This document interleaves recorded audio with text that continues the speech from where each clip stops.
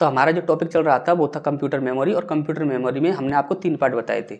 सबसे पहला हमने आपको बताया था कैश मेमोरी, और दूसरा हमने आपको बताया था प्राइमरी मेमोरी। प्राइमरी मेमोरी में हमने आपको रैम, जो कि 2 प्रकार होते हैं, वो सारे पढ़ा दिए थे। इसके बाद रोम के आपके 3 प्रकार होते हैं, जो कि हमने आपको इन डिटेल सारी चीज़ें करा दी थी।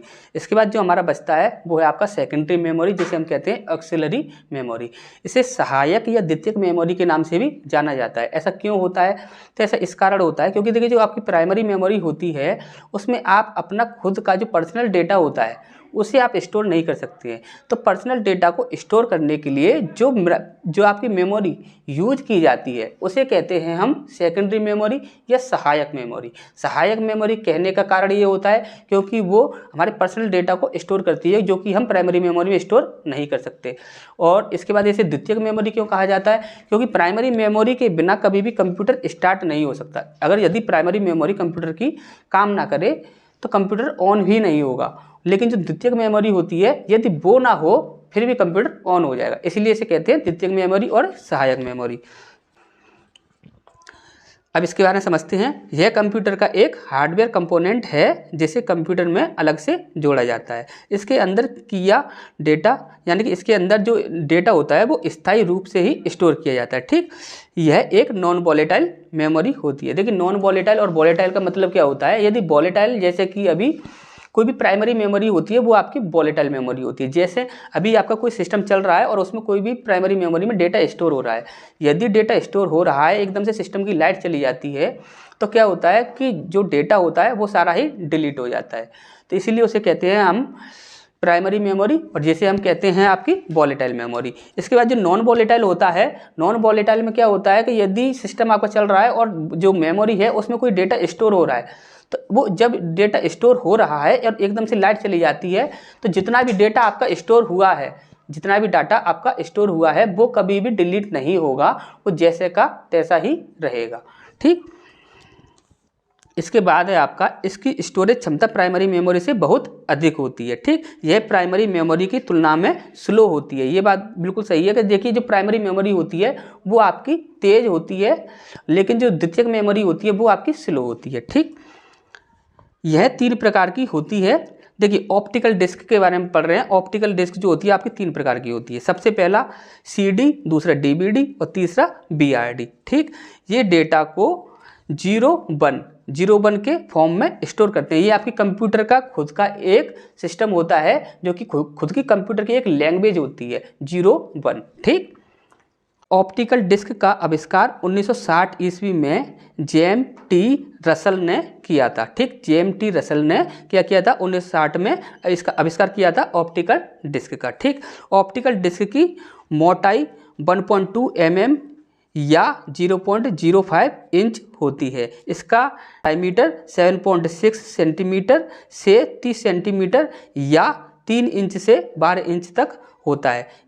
सामान्य साइज, इसका जो सामान्य साइज जो होता है वो होता है 12 सेंटीमीटर या 4.75 इंच। ठीक, इसके बाद सबसे पहले पढ़ेंगे CD। देखिए, यहाँ पर सबसे ज़्यादा जब कभी आप कंप्यूटर की बात करो तो सबसे पहले आपको हर जितने भी आपको बताए जाते हैं उनमें सबसे ज़्यादा जो क्वेश्चन पूछे जाते हैं वो आपके सदैव ही जो फुल फॉर्म होती हैं उनसे सबसे ज़्यादा क्वेश्चन पूछे जाते हैं। तो सबकी आपको फुल फॉर्म 100% याद होनी चाहिए। जैसे कि पहला है CD, तो CD की जो फुल फॉर्म होती है वो होती है आपकी कॉम्पैक्ट डिस्क। ठीक है, CD के बारे में देखिए, इसकी जो कैपेसिटी होती है 680 MB से 680 MB से 700 MB तक होती है। और जो आपकी परमानेंट मानी जाती है, जो 700 MB मानी जाती है, जो कि आपकी जब कभी भी ऑप्शन में आता है तो आप यदि 680 MB और 700 MB यदि दोनों दिया हुआ है तब आप सदैव भी 700 MB पर ही टिक करोगे। ठीक, इसके रीड करने के लिए लेजर लाइट का प्रयोग होता है। ठीक, अब DVD के बारे में पढ़ते हैं। देखिए, DVD हो, CD हो या BRD हो, तीनों के लिए लेजर लाइट का ही प्रयोग किया जाता है। ठीक, DVD की फुल फॉर्म होती है डिजिटल वर्सेटाइल या वीडियो डिस्क। ठीक, इसकी जो कैपेसिटी होती है वो होती है आपकी 4.7 GB। और जितने भी आपको दिए हुए हैं उनमें से यदि ये ऑप्शन सारे मिल जाएं आपको तो सदैव ही आप 4.7 GB ही लगाओगे। ठीक, और उसके बाद ये भी आपके इसी के होते हैं। ठीक, इसके बाद है आपका BRD ब्लू रे डिस्क। ठीक, BRD की फुल फॉर्म होती है ब्लू रे डिस्क। इसका कार्य होता है, यानी कि HD का जो भी आपकी वीडियो हो HD में, या फिर कोई भी आपका ऐसी प्रॉपर्टी ऐसी फाइल जो कि ज़्यादा प्रॉपर्टी की है, तो उन फाइलों को स्टोर करने के लिए इसका प्रयोग किया जाता है, क्योंकि इसकी कैपेसिटी जो होती है वो काफ़ी ज़्यादा होती है।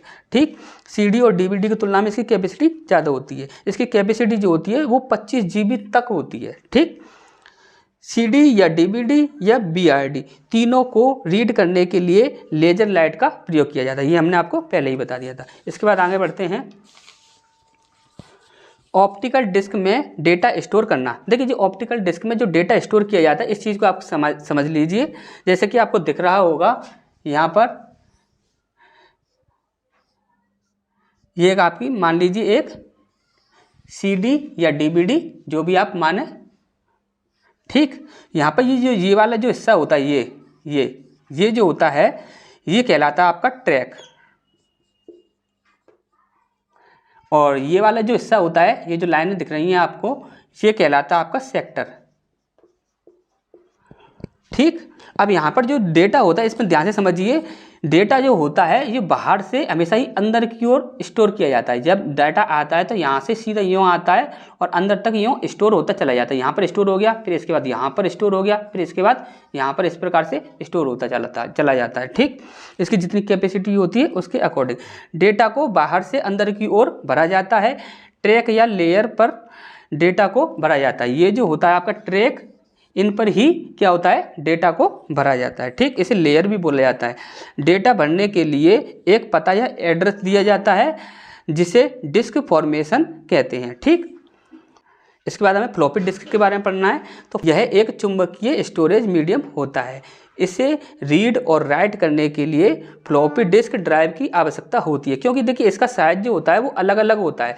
तो अलग अलग साइजों के लिए अलग अलग फ्लॉपी डिस्क का इसका प्रयोग किया जाता है। ठीक, फ्लॉपी ड्राइव जो होते हैं, यानी कि जैसे कि आपकी सीडी ड्राइवर जो होता है और डीवीडी राइडर जो होता है, उनसे आप फ्लॉपी डिस्क को राइड नहीं कर सकते। इसके लिए अलग से ही आपको एक राइडर लाना होता है। ठीक, पहले के समय में फ्लॉपी डिस्क एक प्राइमरी मेमोरी होती थी जिसमें ऑपरेटिंग सिस्टम को स्टोर किया जाता था, लेकिन आज यह सेकेंडरी मेमोरी है। देखिए पहले के समय में क्या हुआ था कि जो आपकी फ्लॉपी डिस्क थी, इसी के अंदर सारा ऑपरेटिंग सिस्टम क्या किया जाता था, स्टोर किया जाता था। लेकिन आज क्या है कि जो सीडी और डीवीडी, इस प्रकार की जो नई नई जनरेशन आई, उन्होंने क्या किया कि जो फ्लॉपी डिस्क को कैंसिल कर दिया। मतलब कि फ्लॉपी डिस्क का क्रेज चला गया, उसका सीडी डीवीडी आई।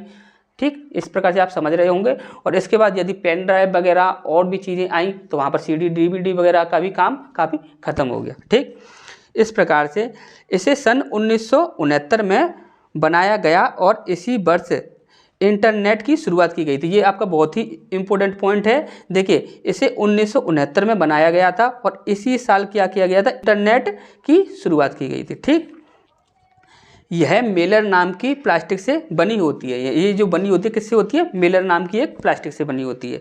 आकार की बात की जाए तो इसका आकार होता है 5.2 इंच कंप्यूटर के लिए, और उसके बाद जो होता है 3.5 माइक्रो फ्लॉपी, और इसके बाद अन्य जो होते हैं वो आपकी 8 इंच होते हैं। यानी कि इसका क्या होता है कि जैसे कि आपकी फ्लॉपी, जैसे कि आपका सीडी राइडर होता है, डीवीडी राइडर होता है, तो उससे क्या होता है कि सीडी और डीवीडी दोनों ही राइड कर सकते हैं। लेकिन फ्लॉपी डिस्क के लिए क्या किया जाता है कि फ्लॉपी डिस्क के लिए अलग से एक राइडर की आवश्यकता होती है, क्योंकि जो फ्लॉपी डिस्क जो होता है उसका साइज जो होता है वो डिफरेंट होता है। ठीक,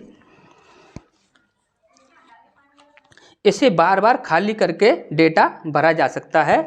इसकी कैपेसिटी 500 मेगा होती है। ठीक, अब बात करते हैं हार्ड डिस्क की। हार्ड डिस्क यानी कि HDD। ठीक, इसे सख्त चक्रिका संचालन या फिक्स्ड डिस्क भी कहते हैं। ठीक, इसे 3 नामों से जाना जाता है। इसका ऑपरेटिंग सिस्टम जो होता है वो सी ड्राइव में स्टोर होता है। ठीक, हमेशा ही ये चीज़ आप याद रखेंगे, इसका जो ऑपरेटिंग सिस्टम होता है वो सी ड्राइव में स्टोर होता है। ये कॉपी और क्वेश्चन भी पूछा जा चुका है। ठीक, यह डिजिटल जानकारी को चुंबकीय रूप से लिख पढ़ और पुनः प्राप्त कर सकता है। इसके बाद आगे बढ़ते हैं।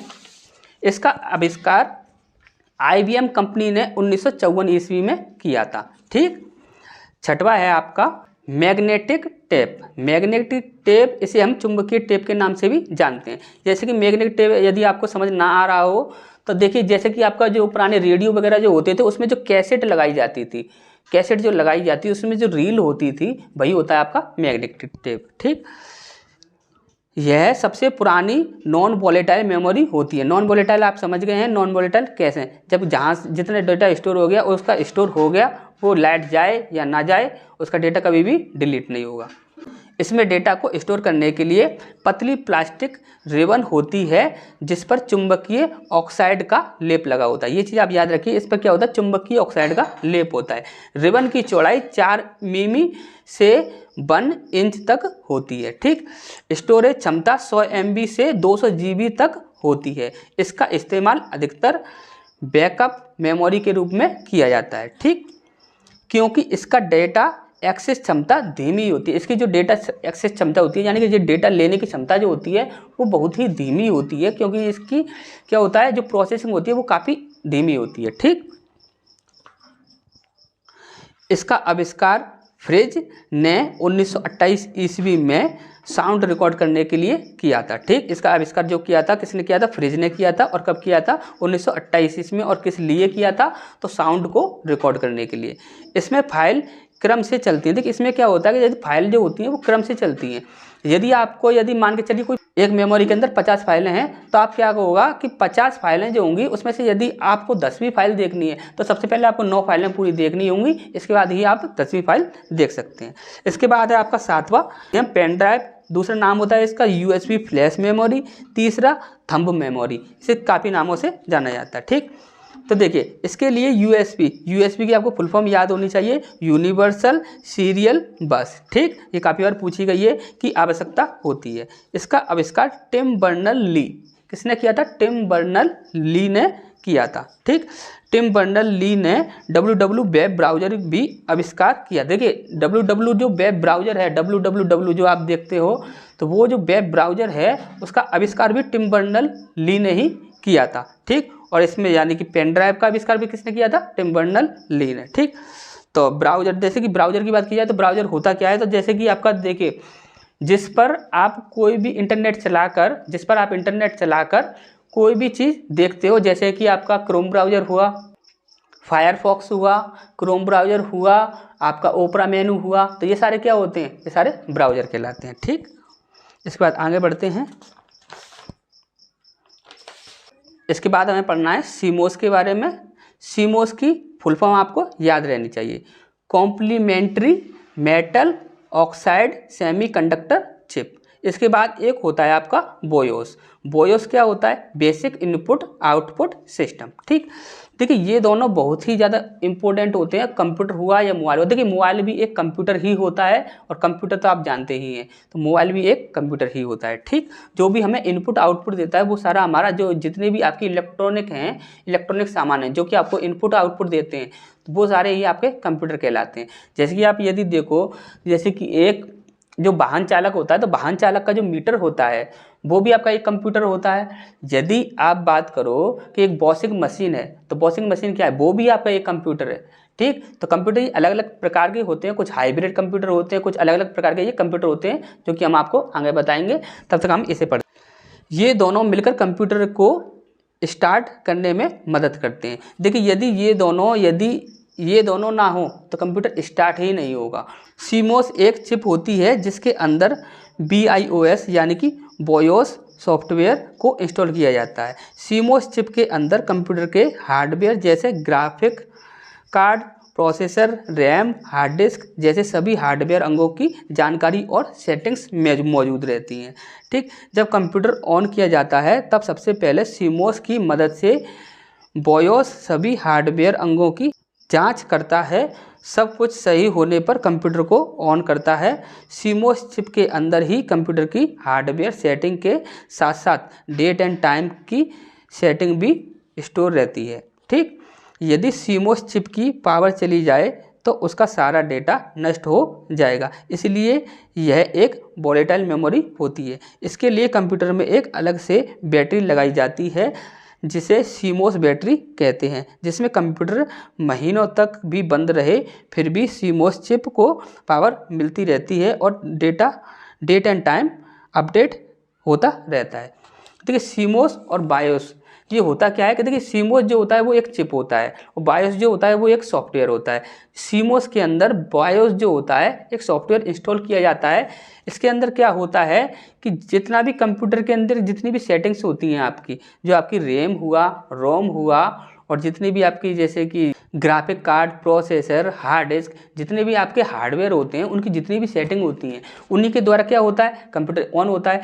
यदि उनकी जो सेटिंग होती हैं वो सारी क्या होती हैं, जिस सीमोस चिप के अंदर ही स्टोर रहती हैं, तो वो किसकी सहायता से, बायोस की सहायता से, क्योंकि बायोस क्या होता है एक सॉफ्टवेयर होता है और उसी की सहायता से सीमोस के अंदर वो सारी डेटा क्या होता है, इकट्ठा होता है।